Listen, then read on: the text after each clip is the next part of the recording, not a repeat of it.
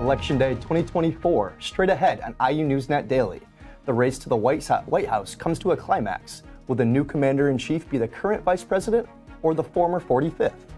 Here in Indiana, voters will decide on a new governor as the race heats up between Republican Senator Mike Braun and Democrat Jennifer McCormick. And the Hoosiers are raking in votes of their own, climbing into the top 10 of the AP rankings after a come-from-behind victory over Michigan State this past weekend.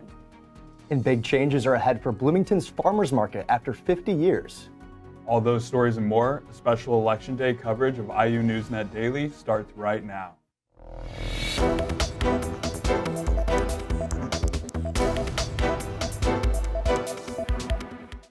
Hello and welcome to IU NewsNet Daily. I'm Jonah Ballard. And I'm Luke Ardema. This is IU NewsNet Daily's Election Day special, where we're tracking key races across the nation and right here in the Hoosier State. Former President Donald Trump and Vice President Kamala Harris's 108-day battle for the White House ends when the votes are tallied on election night. Final national polls show a dead heat, with this election coming down to key swing states that will likely determine the winner. States like Arizona, Georgia, Michigan, Nevada, North Carolina, Pennsylvania, and Wisconsin remain in play, with margins of error narrowing. Both Trump and Harris took their plea for votes across these swing states with final messages to voters. We're on the 2-yard line, not the 5-yard line. 2 days ago, we were at the 5, now we're at the 2. But we have to turn out and vote tomorrow. We're going to vote. But we're right there, and then we're going to do something, a term you've never heard of, make America great again. That's what we're going to do. So much about these last several years has been about trying to make people point their fingers at each other, to have Americans point their fingers at each other, to try and make people feel alone or feel small. But let us do the work as we work toward this win of building up community and coalition and reminding everyone that we have so much more in common than what separates us. Harris and Trump are competing for Indiana's 11 electoral votes, with Indiana elections historically leaning to the right. Republicans have carried Indiana in 13 of the last 14 presidential elections, the only exception being Barack Obama's win in 2008, the first Democrat to win here in the Hoosier State since Lyndon B. Johnson. Since then, Indiana has leaned reliably red, leading both Harris and Trump to skip campaigning in the state. Here in the Hoosier State, a new governor will soon be at the helm. Will it be former Republican Superintendent of Education Jennifer McCormick, who is now running as a Democrat, or U.S. Senator Mike Braun, who is the Republican nominee? Some polls suggest the race could be one of the closer races in the Hoosier State this year. Strong campaign spending by McCormick has made this race competitive. There's a tremendous amount of energy, there's a tremendous amount of urgency, and people are fired up to get it done. And let me remind everybody, this isn't about just one particular party. This is about Hoosiers. The biggest thing that separates me from my opponent is her experience of never signing the front side of a paycheck, wanting to run a business with 32,000 employees, 80 agencies, 30 major ones. We will be tracking this race throughout the night. In the race to replace Mike Braun in the U.S. Senate, Republican Representative Jim Banks is facing off against Democrat Valerie McCray. Banks, who has represented Indiana's 3rd district since 2018, faces McCray, a political newcomer and clinical psychologist with more than 30 years of experience. Notably, Banks skipped an October debate with McCray, choosing not to engage in a televised discussion. Before Election Day, Hoosiers turned out in waves for early voting. More than 1 million Hoosiers voted in advance of Election Day. According to CNN, more than 78 million ballots have already been cast across the nation in 47 states and the District of Columbia, with voting expected to reach a record level following in-person voting today. Most of the criminal charges against Indiana University student accused of rape have been dropped. 20-year-old Noah Apgar was arrested last month and charged with strangulation, confinement, and 5 counts of felony rape. Now a Monroe County judge has dismissed 6 of the 7 charges, saying authorities were unable to meet the burden of proof. Apgar still faces 1 count of rape. A fire destroyed a home in the 300 block of South Rogers Street in Bloomington. Eyewitnesses reported flames shooting from the upstairs window before firefighters arrived. Fire officials attacked the blaze from both sides of the house, but it quickly spread to the attic. After a 3-hour fight, they finally extinguished the flames. The cause remains under investigation. Turning now to a major development in the Delphi murders trial. As jurors heard a recording of Richard Allen, the Indiana man accused of killing 2 teenagers in 2017, saying to his wife, "I did it. I killed Abby and Libby." Prosecutors say Allen confessed more than 60 times while in prison, including to family, prison staff, and inmates. However, the defense highlighted Allen's fragile mental health while in solitary confinement. No DNA from Allen was found at the crime scene, and questions remain over the lack of physical evidence linking him to the murders. A Bloomington woman is being accused of stealing a debit card at a funeral in order to go to Build-A-Bear. According to Bloomington police, 38-year-old Amy Michelle Dowden, already linked to a string of thefts over the past 6 months, was caught after using a stolen debit card to make a purchase at Build-A-Bear.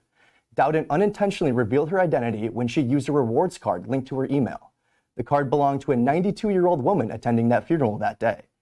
Dowden now faces charges and is held in Monroe County Jail on a $2,500 bond. Another week, another Hoosier victory. Kurt Signetti-led Cream and Crimson IU football team dominated in East Lansing this weekend, taking down the Michigan State Spartans. IU NewsNet Daily's Emma Meredith has more on the Hoosiers' undefeated season. Emma? Yes, for the first time since December of 2020, Indiana football has broken into the top 10 of the Associated Press poll, landing at number 8. This comes after a dominant 47-10 victory over Michigan State on November 2nd, where the Hoosiers rallied from a 10-0 deficit to score 47 unanswered points and claim the old brass spittoon. Under head coach Kurt Signetti, hired in 2023, Indiana has transformed its image from a historically struggling program into a contender. Now at 9-0 for the first time ever, Memorial Stadium has sold out multiple games as fan awaits Saturday's showdown against Michigan, with CBS top crew on the call. The college football playoff rankings will be released, with Indiana eyeing a spot in the 12-team playoff. It's a new coach for Caitlin Clark and the company. Indiana Fever have hired Stephanie White as their new head coach after parting ways with Christine Sides, who led them for 2 seasons. Sides was praised by team president Kelly Crosskopf for guiding the Fever through a transitional period and helping them secure their first postseason appearance since 2016. Along with that, developing back-to-back WNBA Rookies of the Year, Aaliyah Boston and Caitlin Clark. White, a former Purdue star and 2023 WNBA Coach of the Year with a 55-25 record at Connecticut, left her position with the Sun this week and now joins the Fever to maximize their talent and pursue another championship.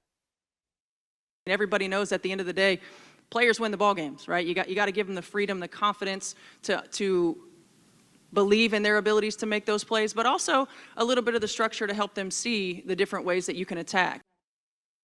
Turning now to high school soccer, Bloomington's very own Bloomington South Panthers reached the Class 3A state title game this weekend.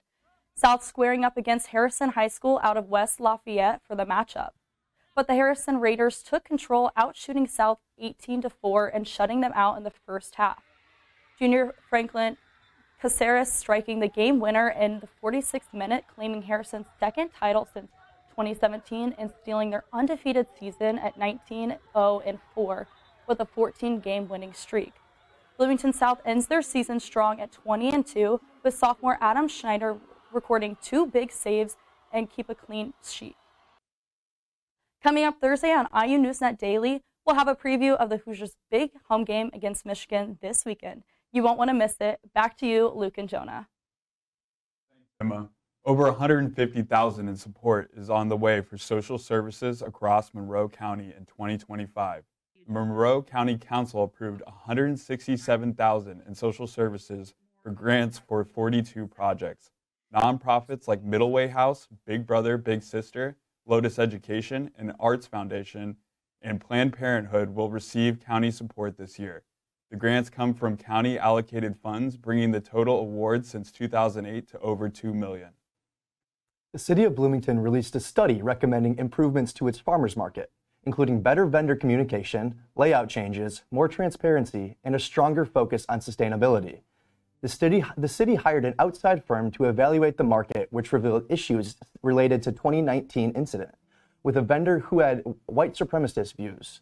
The report also found a drop in attendance during the COVID-19 pandemic. Vendors are calling for clearer market policies and create financial transparency, while customers want more unity and less politics. And finally, it's showtime for a new slate of shows coming soon to the Buskirk Chumley Theater. Staff with the historic Bloomington Theater are rolling out a wide array of events for 2025. For film fans, you can experience the 4th annual Studio Ghibli film series showcasing anime hits or experience documentary features illuminating environmental perspectives from the Patagonia Company. On the music side, 2025 welcomes the iconic folk group the Kingston Trio and tribute bands celebrating Sir Elton John and the sounds of Motown to Buskirk. The tickets are now on sale and can be purchased in person or online.